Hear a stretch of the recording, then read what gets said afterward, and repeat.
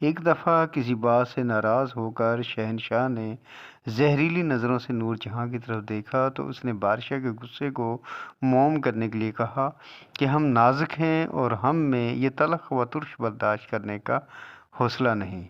ہم آنسوؤں کے قطرے کی مانند ہیں جس کے لیے آنکھ کا جھپکنا بھی چکی میں پسنے کی طرح ہے۔ نور جہاں اور جہانگیر کے درمیان اکثر و بیشتر حاضر جوابی کا تبادلہ ہوتا رہتا تھا۔ ایک دفعہ جب وہ اپنے محل کے بالا خانے میں کھڑے تھے تو انہوں نے دور کے ایک بوڑھے شخص کو سڑک کے کنارے جاتے دیکھا۔ اس پر جہانگیر نے کہا، یہ ضعیف لوگ اپنے ناتواں جسموں کو کیوں لیے پھرتے ہیں؟ نور جہاں نے فوراً جواب دیا، یہ اپنی جوانی کے دنوں کو اس خاک میں تلاش کرتے ہیں۔ نور جہاں کو لاہور شہر سے بڑی محبت تھی، جس میں انہوں نے اپنے شعر کی صورت میں بھی اس کو بیان کیا ہے۔ ایک اور موقع پر شہنشاہ اور اس کی محبوب ملکہ درباری شاعروں کے ہمراہ ایک ادبی محفل میں بیٹھے تھے۔ نور جہاں نے محفل کی مسلسل خاموشی سے تنگ آ کر جھروکے سے باہر کی طرف جھانکا۔ اس پر جہانگیر نے اس کی طرف دیکھا اور بے قراری سے کہا، اپنے چہرے کا رخ میرے علاوہ کسی دوسری طرف نہ کیجیے، کیونکہ میں آپ کے بغیر ایک لمحے کے لیے بھی زندہ نہیں رہ سکتا۔ آپ کا کہ ایک دل کا توڑنا ہزاروں کے قتل کے مترادف ہے۔ اس پر نور جہاں نے بے ساختہ کہا، میں آپ کی طرف سے کیسے منہ موڑ سکتی ہوں؟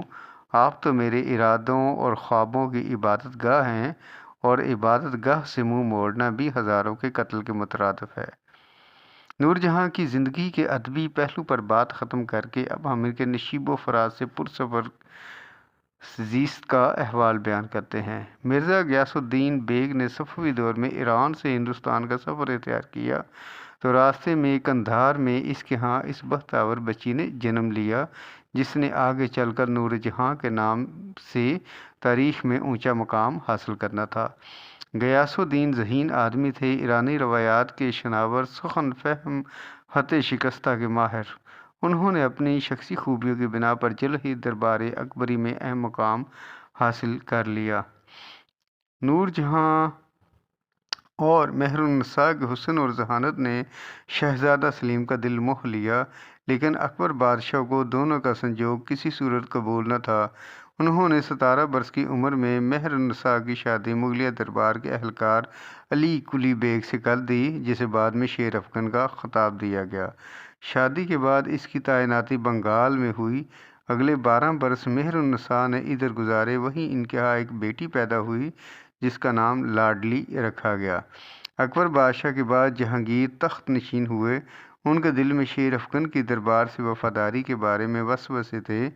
بنگال کا گورنر قطب الدین خان شیر افغن کے ہاتھوں مارا گیا تو وہاں پر موجود لوگوں نے غیظ میں شیر افغن کو موت کے گھاٹ اتار دیا۔ اس کے مرنے پر جہانگیر نے کہا، امید ہے کہ جہنم ہی اس بدبخت اور روسیاہ کا دائمی ٹھکانہ ہوگا۔ مہر النساء کی دربار شاہی میں واپسی ہوئی اور وہ بادشاہ کی سوتیلی والدہ سلطان بیگم کی خدمت پر مامور ہوئی۔ آزمائش کا یہ دور زیادہ طویل ثابت نہ ہوا، جلد ہی ان کی زندگی میں موسم بہار آ گیا۔ جشن نوروز میں جہانگیر نے انہیں دیکھا اور اپنا بنانے کا فیصلہ کر لیا۔ وہ حرم سنا کی کنیزوں میں شامل ہوئی، جس کے بعد ان کا اقبال بلند ہوتا چلا گیا۔ سن 1611 میں جہانگیر سے ان کی شادی ہوئی اور وہ بادشاہ سلامت کی 20ویں بیوی تھیں۔ ضلع سبحانی نے پہلے ان کا نام نور محل رکھا، لیکن کچھ عرصہ بعد نور جہاں بیگم کا خطاب عطا ہوا۔ نور جہاں نے حسن عمل اور لیاقت سے بادشاہ کا دل مٹھی میں کر لیا۔ ان کے سامنے کسی اور کا چراغ نہ جلتا۔ جہانگیر کہا کرتے تھے کہ نور جہاں سے رشتہ منقخت میں بندھنے سے پہلے وہ شادی کا مفہوم سمجھنے سے قاصر رہے۔ دربار میں طاقت ملی تو انہوں نے حرم کی عورتوں کو میسر آزادیوں کا دائرہ وسیع کیا۔ مثلاً ان سے پہلے ملکہ کے درشن جھروکے میں بیٹھنے کا رواج نہ تھا۔ پاور پالیٹکس کی باریکیاں جو وہ اچھی طرح جانتی تھیں، قریبی رشتہ داروں کو بڑے عہدے دے کر انہوں نے اپنی پوزیشن مستحکم کی۔ اکلوٹی بیٹی لاڈلی بیگم کی شادی جہانگیر کے چھوٹے بیٹے شہریار سے کی۔ مغلیہ سلطنت میں ان کے جتنا رسوخ کسی اور خاتون کو حاصل نہیں ہوا، جس کا ایک ثبوت سکوں پر ان کا نام کندہ ہونا تھا۔ شاہی فرمان بھی ان کے نام سے جاری ہوتے۔ محبت خان نے جہانگیر کو قید کیا تو شوہر کو مصیبت سے نجات دلانے کے لیے وہ میدان عمل میں اتریں اور شوہر کو رہا کروا کر دم لیا۔ بادشاہ کی ملکہ پر اعتماد کا یہ عالم کہ وہ کہا کرتے تھے کہ میں ایک سیر شراب اور آدھے سیر گوشت کے سوا اور کچھ نہیں چاہتا۔ جہانگیر کو شکار کا بہت شوق تھا۔ شکار کی مہم میں نور جہاں ان کے ہمراہ ہوتی۔ نشانہ بازی میں وہ طاق تھیں۔ ایک دفعہ بندوق سے 4 شیر ڈھیر کیے تو بادشاہ بڑا متاثر ہوا اور تسکے جہانگیری میں لکھا، بندوق کا اتنا بہترین نشانہ میرے دیکھنے میں نہیں آیا تھا کہ ہاتھی پر بیٹھ کر عماری کے اندر سے 6 گولیاں چلائی جائیں اور ایک بھی خطا نہ کرے اور چاروں درندوں کو ہلنے جلنے اور جست لگانے کی بھی مہلت نہ ملے۔ میں نے اس نشانہ بازی پر 3000 اشرفیاں نچھاور کیں اور ہیروں کی پونچھیوں کی ایک جوڑی کو جس کی قیمت 1 لاکھ تھی نور جہاں کو عنایت کی۔ نور جہاں شوہر پر جان چھڑکتی تھیں۔ وہ بیمار ہوتا تو اس کی تیمارداری میں کوئی کسر نہ اٹھا رکھتیں۔ جہانگیر لکھتے ہیں کہ نور جہاں بیگم جس کا سلیقہ و تجربہ ان اعتبار سے بڑا ہوا ہے، خاص کر اس لیے کہ اس کی ہمدردی میں دل سوزی اور غم خواری بھی بھری ہوئی ہے۔ ایک بار نور جہاں بہت دنوں تک بستر سے لگی رہیں۔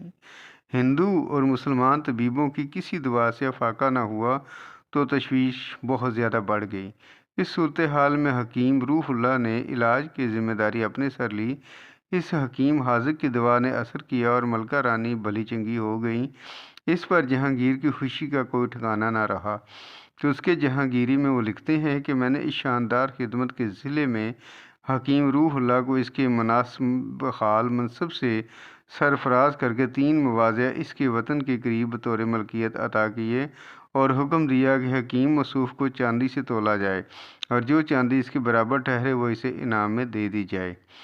نور جہاں کی سیاسی زندگی کامیابیوں سے معمور ہے، لیکن سن 1627 میں جہانگیر کی وفات کے بعد دربار کو اپنے تصرف میں رکھنے کی ان کی تمام تدبیریں الٹی ہو گئیں۔